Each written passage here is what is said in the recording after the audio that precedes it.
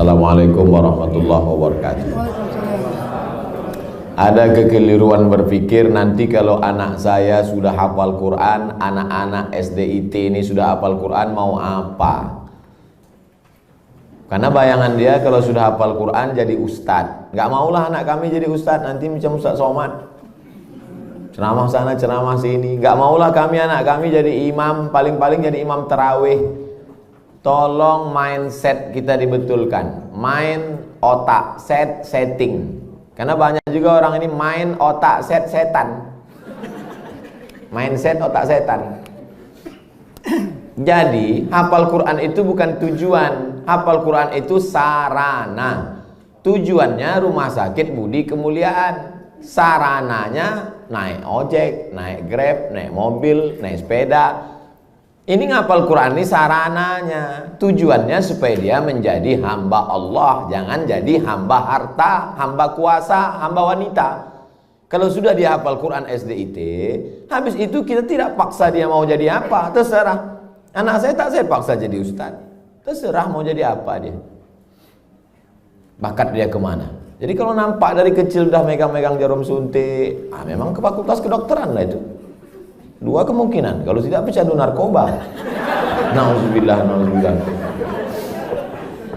Jadi pendidikan Islam pertama dimasukkan ke kepalanya itu Quran, habis itu hadis Nabi, habis itu barulah akhlakul karimah. Itu mesti dibetulkan. Jangan nanti berpikir nanti habis hafal Quran jadi apa? Ya tetap jadi profesi dia. Kalau dia jadi pengacara, dia jadi pengacara yang hafal Quran. Kalau dia jadi tentara penghafal Quran. Kalau jadi polisi penghafal Quran. Betul kepalanya. Tak dimakannya, tak dizoliminya orang lain. Itu tujuannya. Insya Allah 10-20 tahun akan datang, generasi kita adalah generasi yang Qurani. Dan kita punya kontribusi di situ dengan SDIT ID. Bagaimana hukumnya kegiatan ilmiah dokter disponsori pabrik obat? Pabrik obat menyediakan duit 100 juta, dibuat acara ilmiah, seminar, lokakarya segala macam, atau acara agama yang menyelenggarakan dokter. Di mana letak haramnya? Mungkin akan terjadi kolusi, nepotisme, kecurangan, penilaian tidak lagi normal. Dikhawatirkan terjerumus dalam gratifikasi. Makanya suatu ketika sahabat Nabi mengutip zakat dari Yaman. Ketika barang-barang zakat dibawa, kambing, onta, lembu, ini kambing untuk zakat, ini kambing saya.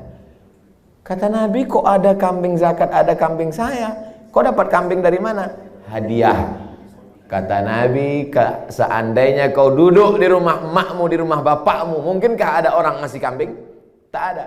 Dia dapat kambing itu karena jabatan. Dikhawatirkan ke depan penilaian dia tidak lagi normal. Sebelum dapat hadiah kambing, periksanya. Berapa kambing? 40 ekor, satu. Berapa unta? 5 ekor, satu kambing. Tapi setelah dapat hadiah, mulai tak normal lagi. Berapa? Mau kasih-kasihlah, nggak kasih nggak apa-apa. Makanya segala penilaian kalau sudah datang ke Indonesia rusak. Tim-tim independen penilaian rusak gara-gara gratifikasi. Dibuka atas, pertama kali datang tegas, berapa ruangan, berapa ini. Begitu dapat lempuk durian, gratifikasi merusak. Jadi kalau masuk dia dalam kelompok gratifikasi bisa haram. Tapi kalau pandai tidak merusak, gimana caranya tidak merusak? Teknisnya ya diatur. Ini ada sekelompok orang yang menerima dan dia bukan tim penilai, dia bukan tim pemeriksa, dia tidak ada kait-mengait dengan keputusan dan dapat, kalau bisa disiasati, laksanakan. Tapi kalau merusak etos kerja, masuk dalam kategori riswah sogok, la'ana Rasulullah SAW ar-rashi wal murtashi, yang menerima sogok, yang mendapat sogok, maka dilaknat Allah Subhanahu wa ta'ala. Bisa kami Pak Ustadz selamat? Lanjutkan. Tak selamat, stop. Profesi dokter pria, dokter kandungan, memeriksa pasien perempuan. La yakhluwanna rajulun ma'amra'atin illa ma'adhi mahramin. Tak boleh berdua-duaan laki-laki dengan perempuan kecuali tak ada mahram, kecuali ada mahram. Tak boleh. Anta musayyada mar'atin la tahillu lahu. Menyentuh tangan perempuan yang tak mahram lebih baik ditusuk paku dari api neraka ke kepala daripada menyentuh tangan perempuan yang tak mahram. Kena pasal-pasal ini. Tapi ada pasal meringankan, ad-darurat tubihul mahzurat. Ternyata ketersediaan dokter perempuan tidak mencukupi jumlah pasien perempuan. Itulah maka tadi saya sebutkan, kalau diterima nanti 20 anak tahfiz Quran SDIT, nanti mesti ada 7, 5, 10 yang perempuan, supaya mereka nanti akan menjadi dokter spesialis kandungan di UII nanti. Amin. Supaya mereka lah yang akan nanti menutupi ketersediaan SPOG, spesialis obgyn dokter perempuan. Karena kalau tidak, khawatir kita akan terjerumus. Tapi bapak-bapak yang spesialis kandungan, karena sekarang tidak terpenuhi, masuk kategori darurat. Saya sampai sekarang belum tahu survei berapa untuk kota provinsi. Terlalu besar mungkin untuk Indonesia, Provinsi Kepulauan Riau, Kota Batam saja. Berapa dokter SPOG perempuan, berapa yang laki-laki, berapa yang hamil perempuan, memanglah perempuan itu hamil. Berapa hitungannya? Kalau satu dokter itu berapa? Kalau masih dalam kategori darurat, tapi kalau hanya untuk tidak darurat. Ustadz dulu anak Ustadz Mizyan Hazik Abdillah, dokternya laki-laki atau perempuan? Perempuan. Dokter Sri namanya. Di depan UIN Suskaria, Jalan Pelajar. Dokter perempuan. Tapi andai tak lagi ada dokter perempuan, hanya tinggal dokter laki-laki, pilihannya antara dua. Kalau tidak ditangani dokter laki-laki, mati. Maka tak boleh pilih mati. Assalamualaikum Bapak. Ya, istri Bapak sedang hamil tua. Kami tidak ada lagi dokter perempuan. Yang ada dua, mati atau dokter laki-laki. Biar aja mati. Tak boleh. Haram hukumnya memilih mati. La tulqu bi aidikum ila tahlukah. Tak boleh menjerumuskan diri sendiri kepada kematian. Pilihlah dokter laki-laki dengan alasan darurat. Jadi Bapak dokter jangan merasa kau sedang berbuat dosa besar, tapi kau sedang menyelamatkan orang banyak. Saya tak bisa merasakan gimana rasanya jadi dokter laki-laki yang memeriksa perempuan. Apakah tak ada lagi nafsunya, atau dia macam menengok daging sapi saja? Itu tak bisa kita rasakan, karena semua kata-kata yang bercerita tentang rasa pasti berdusta. Kata tak dapat menceritakan rasa. Tak bisa.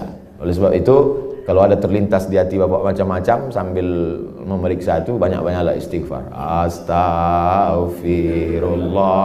Banyak-banyak minta ampun. Solat sunat supaya hati terjaga. Tapi yakinkan bahwa perbuatan Bapak bukan dosa. Jelas jawaban saya. Bagaimana pandangan Islam suntik botox mengurangi kerutan yang tak bersifat permanen, bertahan 6 bulan? Tak boleh mencabut uban, karena uban itu nanti di akhirat akan menjadi cahaya. Lama saya berpikir, uban kok cahaya? Kenapa uban tak boleh dicabut jadi cahaya? Baca hadis, jangan baca hadisnya, baca syarah penjelasannya. Rupanya dengan melihat uban di cermin, ingat tua, ingat mati, bertambah takut, bertambah amal. Makanya dengan bertambah takut, bertambah amal, maka akan menjadi cahaya. Itu rupanya korelasi uban dengan cahaya. Apa hubungannya dengan kerut? Kerut sama uban juga sama, mengingatkan bahwa kita sudah tua. Saya dulu waktu muda tak ada ini. Saya tengok foto-foto saya yang lama waktu di Mesir, ganteng juga. Saya sudah tua. Tapi dengan tua ini kita sadar bahwa sudah tua, bahwa kita ini akan mati. La'ana Rasulullah SAW al-wasimat. La'anallahu al-wasimat. Hadisnya riwayat Abdullah bin Mas'ud. La'anallahu al-wasimat. Allah melaknat perempuan tukang buat tato. Wal mutasimat, minta buatkan tato. Wal mutanammisat. Apa ini? Alis.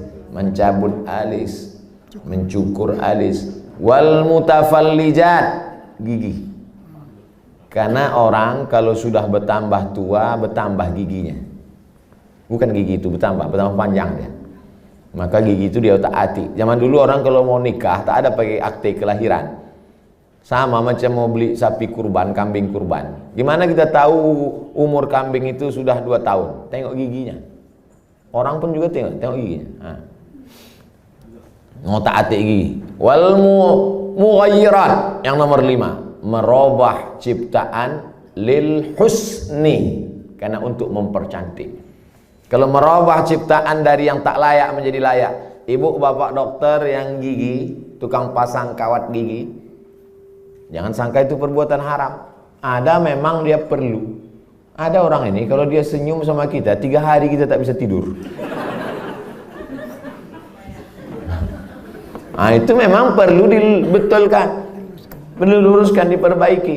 Tapi kalau hanya untuk gaya-gaya aja, hari Senin pink, hari Selasa hijau, ini mubazir, perbuatan saya saudara setan.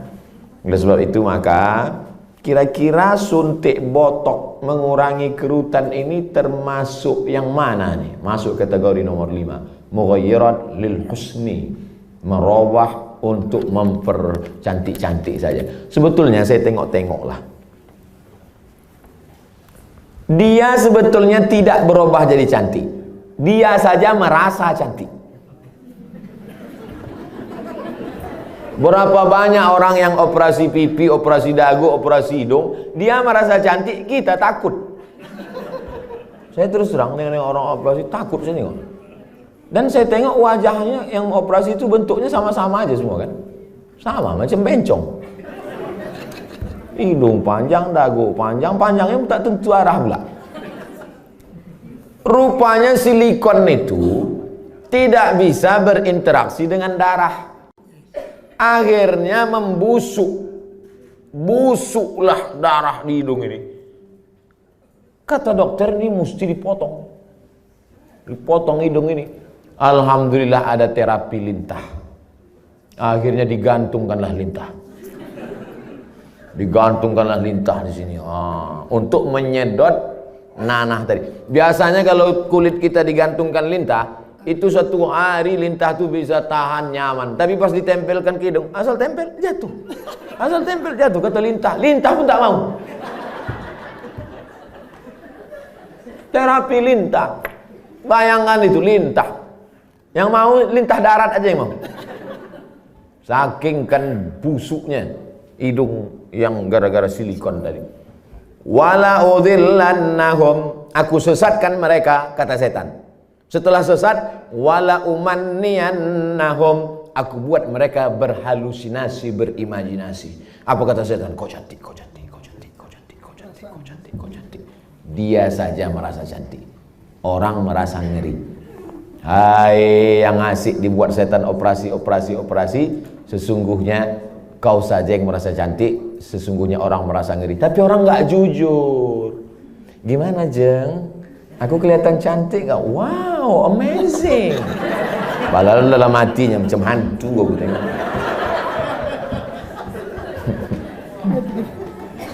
Baru dijawab, udah datang pertanyaan. Suntik filler untuk memancungkan hidung dan melancipkan dagu yang bersifat tak permanen 6 bulan. Tak permanen kata engkau. Siapa yakin malaikat maut tak datang dalam 6 bulan? Begitu lancip, cip, mati. Permanen kau.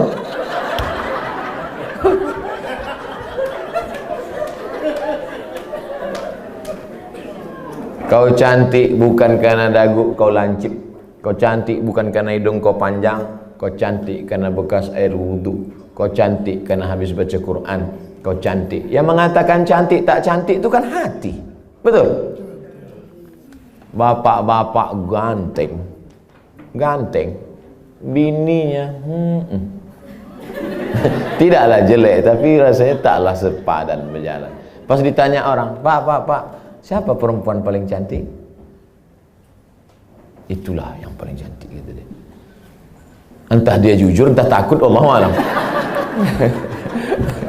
Karena antara jujur dan takut ini beda-beda tipis. Tapi yang jelas kata dia, cantik itu membuat cinta atau cinta itu membuat cantik?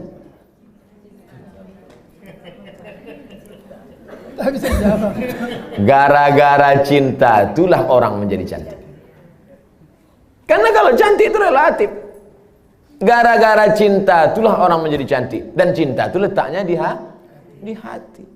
Kalau sudah ibu sentuh hati bapak itu, tak perlu dagu ibu lancip. Macam dagu kambing pun cantik ibu tengok. Kalau dipeturutkan ini, oh makin tua makin berkerut, tambah lagi. Makin tua makin turun. Dia bertahan paling cuma 2 bulan, 6 bulan tahan. Habis itu hidung turun, dagu turun. Tinggal mencari sapu lidi aja lagi. Nenek sihir.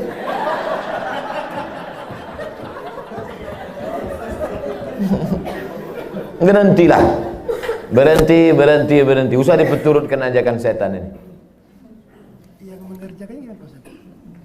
Kalau perbuatan itu haram, maka yang melakukannya pun ikut haram. Orang yang memberikan fasilitasnya pun ikut haram. Maka terjerumus dalam perbuatan haram kolektif. Saya kan cuma jual khamar. Saya nggak ada ngajak dia minum khamar. Saya cuma jual aja Pak Ustadz. Penjualnya ikut kena, pembawanya ikut kena. Khamar itu 6 ikut kena. Penjualnya, pembelinya, yang menuangkannya ikut semua. Supirnya ikut kena. Security-nya ikut kena. Tarik benang untuk meniruskan pipi, bertahan setahun, masuk pasal 5 semua. Jadi Islam itu unik hebatnya, dia tidak menyebutkan 1, 2, 3, tapi menyebutkan secara umum dan terkait. Mukjizat ini Nabi disebut punya jawami'ul kalim. Kalimatnya singkat tapi makna pada sampai hari ini bermakna. Apapun namanya, yang merubah ciptaan Allah bukan karena darurat, bukan karena tak layak. Merubah yang tak normal menjadi normal boleh. Yang sudah normal dia taati menjadi abnormal. Nauzubillah. Bapak mesti siap menerima bunga yang layu. Karena tabiat bunga pasti layu, kecuali bunga plastik. Nah, itulah maka sekarang banyak perempuan yang mau jadi plastik. Dokter anak, sunat perempuan bagaimana hukumnya Pak Ustaz? Anak saya laki-laki, keponakan saya perempuan. Kata saya kepada adik saya, kau cari, kalau tak mau dokter di rumah sakit itu menyunat keponakan saya, cari bidan kampung yang mau menyunat. Karena saya berpegang pada mazhab Syafi'i. Ada mazhab yang mengatakan sunat tak perlu. Mazhab Hanafi, Maliki, Hambali mengatakan sunat bagi perempuan itu tidak wajib. Sedangkan saya berpegang pada mazhab Syafi'i mengatakan wajib. Adakah khitan sunat perempuan pada zaman Nabi? Ada. Nabi mengatakan kepada si perempuan itu, kau potong tapi jangan terlalu banyak. Maaf, na'udzubillah, hari ini bisa menyebabkan frigid dan lain sebagainya. Tapi rupanya manfaat lain dari memotong khitan pada perempuan itu adalah meminimalisir libido seksual. Begitu kata ulama-ulama dulu. Oleh sebab itu saya sampai hari ini tetap berpegang pada mazhab Syafi'i. Anak perempuan kalau tak mau dokter memotong karena takut bahkan bisa masuk HAM, hak asasi manusia, banyak saja pasal-pasal yang mereka lakukan. Sedangkan di zaman Nabi yang pakaian tertutup, makanannya bersih, tontonannya bersih. Apalagi zaman sekarang tontonannya maksiat, makanannya memicu libido seksual dengan berbagai macam cerita hubungan. Maka khitan amat sangat baik. Salah satu usaha meminimalisir. Bagaimana cara sebaiknya bagi dokter anak menasehati pihak ortu imunisasi bayinya sejak lahir? Dulu saya diundang oleh Kementerian Kesehatan Provinsi Riau. Videonya kan viral, coba cari. Sosialisasi suntik, imunisasi. Saya jelaskan di situ bahwa fatwa Majelis Ulama Indonesia beda antara bendanya ini halal atau memakainya yang mubah. Boleh. Nah, jadi ini dua fatwa ini. Bendanya tidak halal. Sampai sekarang tak ada fatwa MUI bahwa barang itu halal. Karena memang dia dibuat dari babi. Maka tak ada fatwa halal. Yang ada itu fatwa mubah, boleh menggunakannya karena alasan memilih dua mudarat yang teringan. Cacat, sakit, mati dengan babi. Kalau kita masuk ke hutan, pilihannya babi sama mati. Pilih mana? Pilih babi atau mati? Orang Batam pilih gonggong. Tak boleh pilih mati, pilih babi. Pergilah kita berdua ke dalam hutan. Tak ada makanan. Ustaz, pilihannya dua nih Ustaz. Kita mati atau makan babi? Ayo kita makan babi nih. Hanya untuk menyambung hidup. Sementara dapat pisang.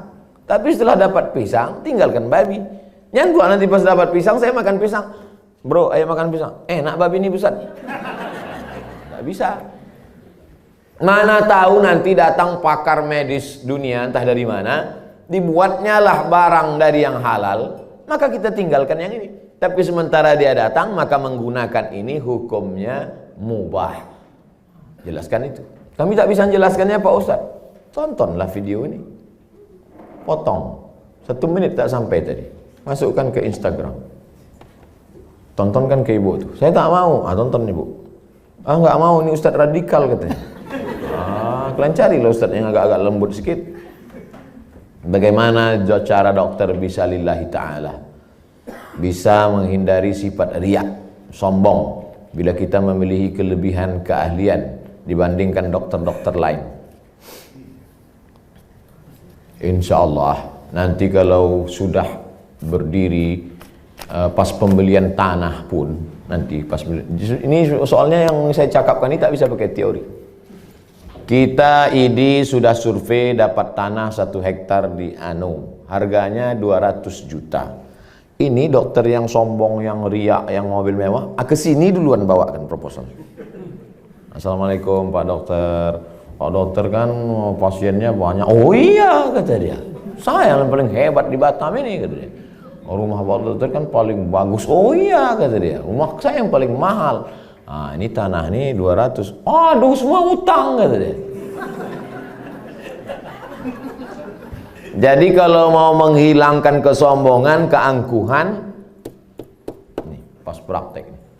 Makanya nanti pas hari ulang tahun ID, peringatan hari besar ID, jalan-jalannya itu ke danau, ke bukit, ke mall, oke sudah itu udah. Jalan-jalan ke panti asuhan. Jalan-jalan, tapi kalau kita sudah punya sendiri, maka tiap hari pertemuan dibawakan, tiap bulan datang, di grup ada terus. Belum bayar, ini anak 4. Maka insya Allah itu menghilangkan keangkuhan, kesombongan, keegoan, segala macam. Kita hanya berusaha. Ceramah ini ada baiknya, tapi tiap hari ceramah, tak masuk ke kepala. Ada tingkat jemu, ada tingkat bosan. Ada orang bosan pada ceramah. Orang kalau terus muncul bosan. Desainer, koreografer, tukang desainer pakaian itu, yang laki-laki, itu muncul kebosanannya pada perempuan.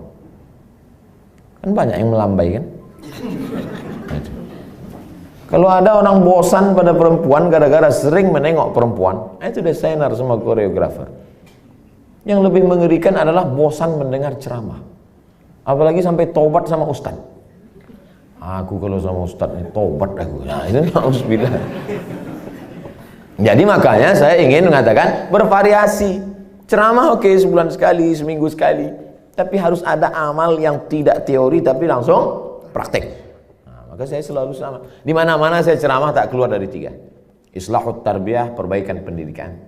Islahul iktisad, perbaikan ekonomi. Islahus siyasah, perbaikan politik. Perbaikan politik, pilih anggota dewan yang peduli pada syariat Islam. Perbaikan ekonomi, belanjalah ke warung tetangga, bangkitkan ekonomi umat. Perbaikan pendidikan, masukkan anak-anak ke pondok pesantren. Yang punya duit banyak, beli tanah, dirikan sekolah. Karena sekolah yang ada sekarang belum mampu untuk menampung anak-anak kita. Apalagi anak-anak yang tak mampu. Daftar ulang 17 juta. Anak siapa yang bisa? Tak tertampung. Yang sekarang tidak mendapat pendidikan layak itu 10 tahun lagi, 3 tahun SMP, 3 tahun SMA, 4 tahun S1. Yang sekarang SMP cabut, mabuk, sakau, lem kambing, itu yang akan jadi anggota dewan tahun 2040. Satu-satunya jalan memperbaiki umat lewat pendidikan. Dan ID tidak hanya menyehatkan badannya, tapi juga menyehatkan generasi ke depan, insyaallah. Amin. Udah aku sampaikan ya Allah. Kalau tak percaya juga ID nintahlah.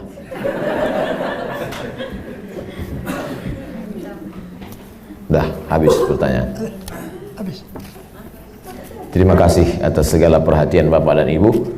Ceramah kita pagi ini baru starting point, baru start. Ini belum finish. Ini baru garis start usaha kita ke depan. Masih, saya tak bisa mengontrol.